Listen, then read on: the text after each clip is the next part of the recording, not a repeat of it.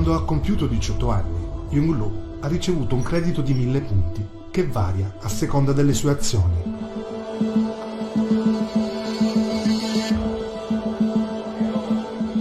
Gettare un pezzo di carta per terra è un atto di inciviltà che le costa 50 punti. Attraversare col rosso, meno 100 punti.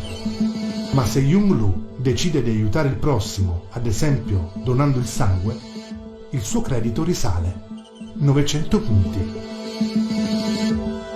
Segnala la presenza di un delinquente alla polizia? Il suo credito sale fino a 1100 punti. Da questo credito dipende il suo posto nella società.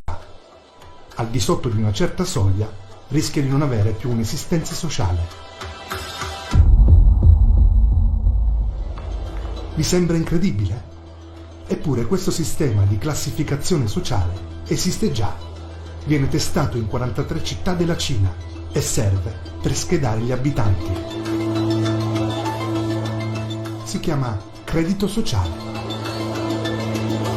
Chi non rispetta le regole viene sanzionato e talvolta umiliato pubblicamente, come succede in questo cinema, dove le foto dei reietti sono mostrate a tutti.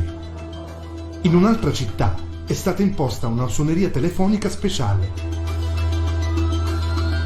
che imita la sirena della polizia. La Cina sta mettendo a punto una serie di strumenti per una sorveglianza totale. Il paese più popoloso del mondo può controllare ognuno dei suoi cittadini. 1.390 milioni.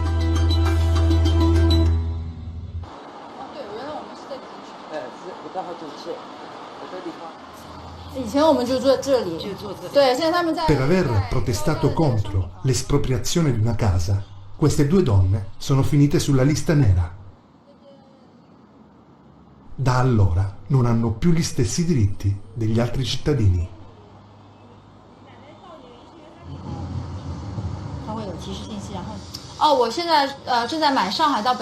Guardate, sto cercando di comprare un biglietto aereo Shanghai-Pechino su internet. Compare un avviso che dice: il passeggero è una persona sottoposta a limitazione di consumi di lusso.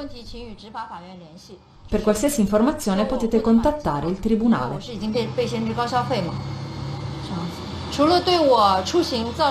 Essere sulla lista nera mi complica la vita negli spostamenti, ma è ingiusto anche per i miei bambini.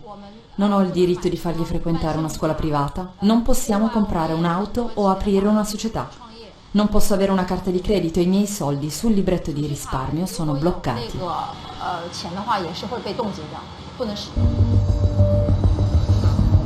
Queste due donne hanno provato a fare ricorso, ma hanno ottenuto soltanto ulteriori sanzioni.